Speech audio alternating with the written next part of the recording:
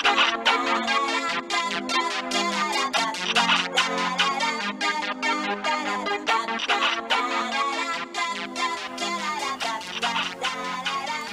y'all, and welcome to Crafting in the Dark with Unseen Strands, where I, your host Mo, am visually impaired.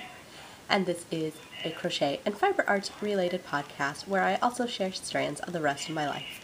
This will again be a mini episode as I don't have everything around me to do a full podcast, but since we're doing this weekly, I think this is well better than enough. So, just to get right onto it, you might remember this faux from last week. And this week, I have these to go with it. Now these are the booty pattern that they had suggested in the Preemie Project Ravelry group. It is a pattern that they were given, and so I might try and go on FiberKind and kind of write the notes, because apparently this pattern is really hard to understand, and I made it, and I didn't think it was super hard. It wasn't super clear on some of this stuff. Like, I don't know how well this picks up. This kind of has like a rib effect, like your cuff has, and that was because they never specified to stop crocheting in the back loop. And so I would like to remake these with crocheting this more solid, just to see how that works up and how they look differently than that. But for now, that's what I have, and I decided I was going to make a pair of those in each of my red, white, and blue colors. So I have started my blue. So that's all I have done on that one. And actually, I think I might have lost my tin with my accessories in it. I'm hoping that it's at church, because that was the last place I remember using it, because I had to cut the yarn for this part, and you just do a two yard strand of yarn to do this section. And I'm hoping that that's where I left it, that I left it on the chair when I was cutting this yarn, because then I got interrupted trying to put my stuff away before I had to go up and sing. And so I didn't get things quite put away where I needed to, even though I had plenty of time before I needed to go up to sing. Which is why I was like, I'm putting things away. Can you not see that I'm putting things away? But oh well, let's let it go. But anyways, this is, as usual, okay, this is, as usual, a Karen Simply Soft. This is what you're going to see me using a lot of the time till I use some of this up, or till I get some newer stuff in that is a lighter weight yarn. I am using, I believe that this is a F-hook or 3.75, because that is what I'm using for other projects. So I've just been intermixing the two projects together, and that's how you make those. And like I said, I can possibly link to it's a Google Docs document that they have the pattern on.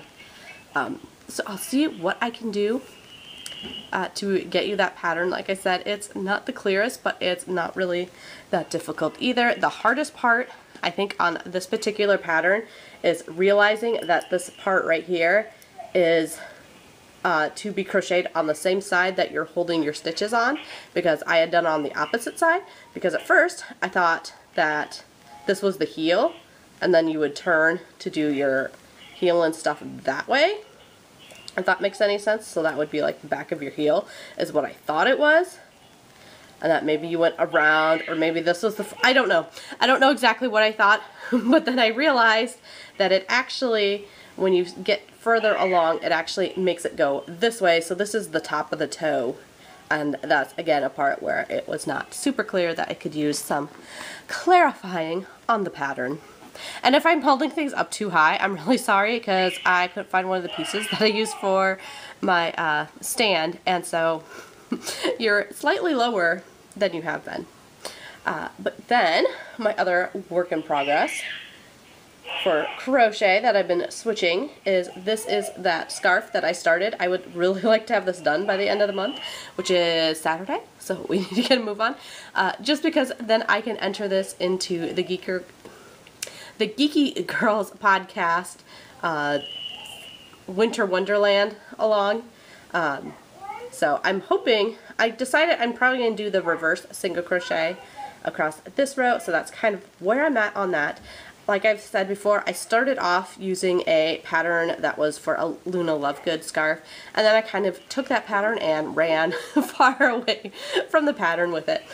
So I kind of created this kind of shell, and then there's like a lacy shell, and then it goes on either side. So I'm going up from the middle, and then I went back to the shell, and then that's where I got kind of lost, was I needed to do this solid like mesh that's in the middle again, and I forgot that I added stitches for the next row because it kind of went up and down, and I needed to take those out, and so that kind of screwed up my count.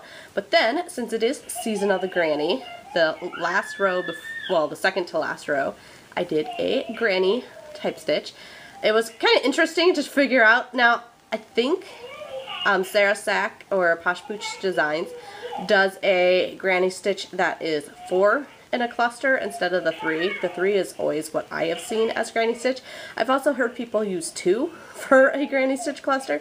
And typically you do use a chain in between, but that didn't work for my 10 stitches in each segment stitch count. So what I have is 3 sets of granny stitch without the chain in between, and then I have a chain in between those 3s. So yeah, it made it work, and that's my nod to the granny stitch. I know you probably can't even see this very well. See if this helps at all. If I can open it, that is. Okay guys, let's see if that helps you see this. Ooh, I don't want to shine that in your face. If you can see through that at all. Yeah, that's my fun lace scarf, which is being worked in, and I'm sorry if I had the thing in front of that. I was trying to show you.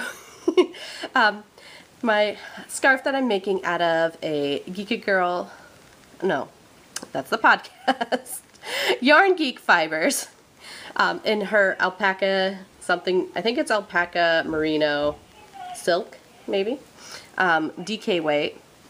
I don't remember what the colorway was. It's a scientist, woman scientist of some sort. That's the tag information. That is what I'm doing. I want to get done with a full ball, and I have this much left. So we're getting there. And that has a stitch marker from Teresa of Little Trees Treasures. We have our stitch marker, and I'm sad if I lost that tin because that would have more of my Becky stitch markers in it. And I have the one my husband made me at the Sticks and Strings retreat. And that is all in my Molly Klein Designs bag, I believe was what it was. That is from what I won from Silver of Sylvan Streamland.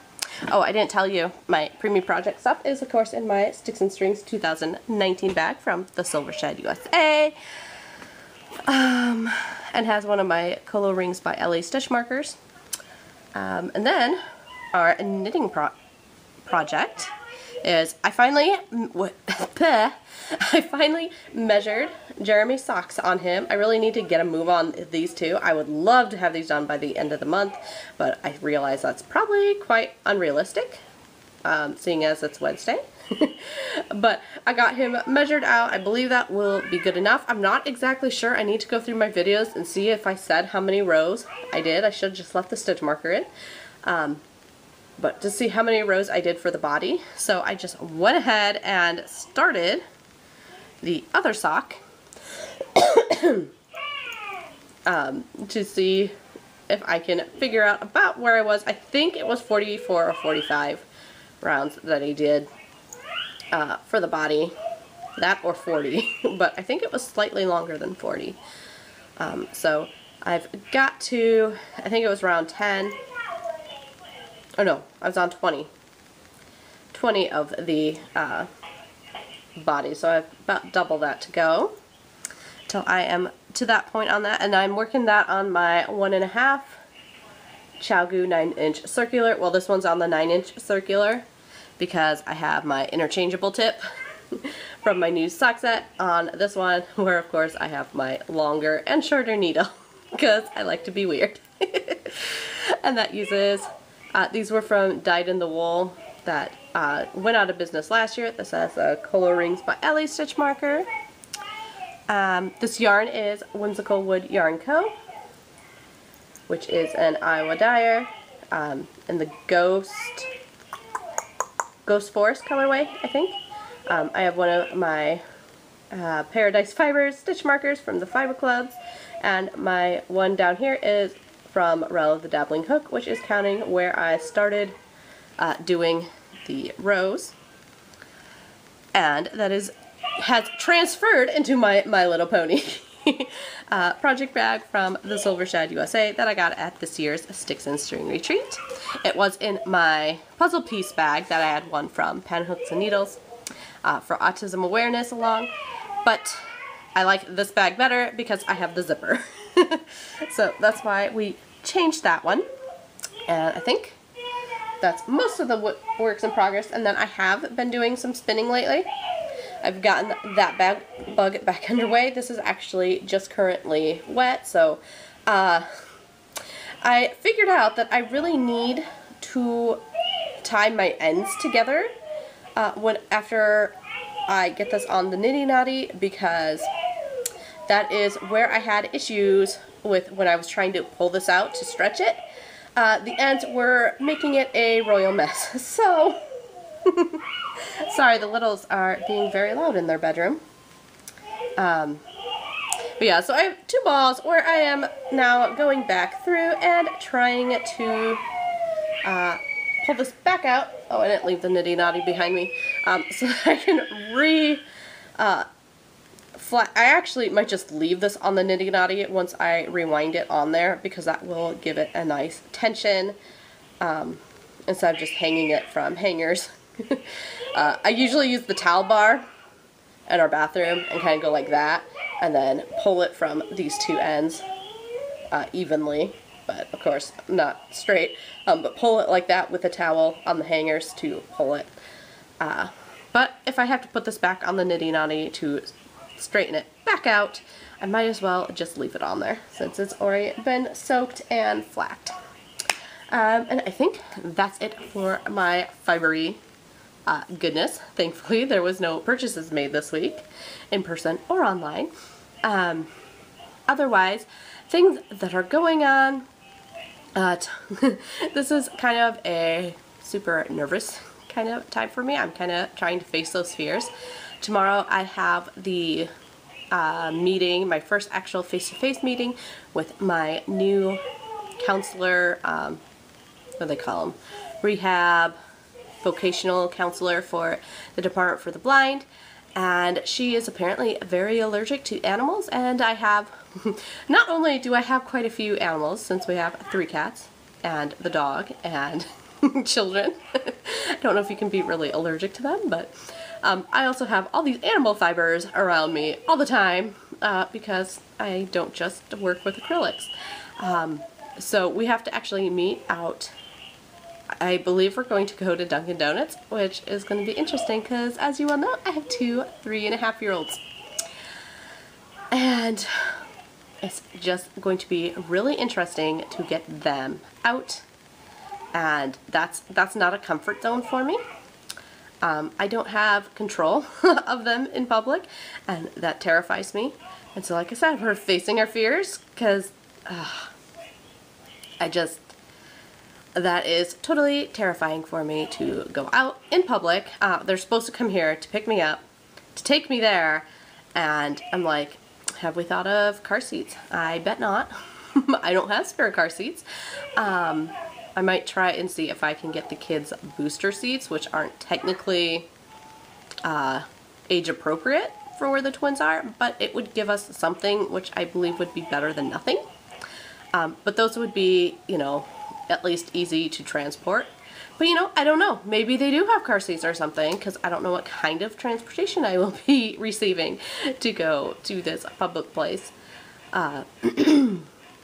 Yeah, so that's thing going on tomorrow. And then Monday I have my ENT appointment to see if the Flonase basically has been doing anything to shrink in polyps, so that these areas of fluid, that should be areas of air, has improved, or basically if I have to have surgery to fix that issue.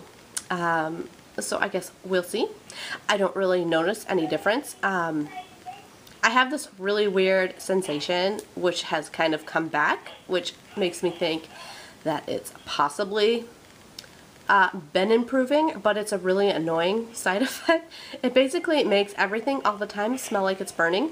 Not like overwhelmingly burning, but just kind of, you know, that smoke in the air kind of sensation, you know, and you can't really pinpoint where it's coming from. I kind of had that sensation back, where before I had absolutely, basically no sense of smell, unless I've noticed before if I have something really cold to drink and stuff, I sometimes get back that sense of smell. So I don't know exactly what that means, but that's kind of the thing I've noticed. I don't usually notice there's a lack of smell until I get that kind of burning smell thing going on, and then I realize that, oh yeah, I haven't had this for a while, so maybe that's a sign of progress, or that's a sign that my smell receptors are just giving up and burning up. I don't know. I just don't know, guys. So yeah, that is my Monday, is I think when that happens. And other than that, I guess we'll just talk to you next week. I'm sorry that these are a little scatterbrained, but, oh, Zane and potty training. We are getting there. He is definitely now at least showing progress. Leo is fairly well potty trained. I think I said that before. I believe we might have had 1 or 2 more accidents of him trying to realize that he can't push himself to that extent. But overall, he's pretty much potty trained. Now Zane is getting there. He's starting to realize when he has to go and that he can hold it. So, and we're starting to get him to actually poop in the potty, which is something he really, it's not that he was scared of it, it's just I think he really could not figure out when that needed to come out. So if I could catch it, it was lucky if we could get him to go, and now he's starting to figure out that he actually has control over that. So yeah, right now he's not on a timer, but I probably need to check on him. So we're gonna go ahead and end this here, and I also finished my husband's pair of socks, which is why I think I know I had my tin at church that I lost. Anyways, guys, that is all I have for you for this week, and we will talk to you later. Oh, and if you like this episode, please hook the like button and subscribe. Talk to you later, guys.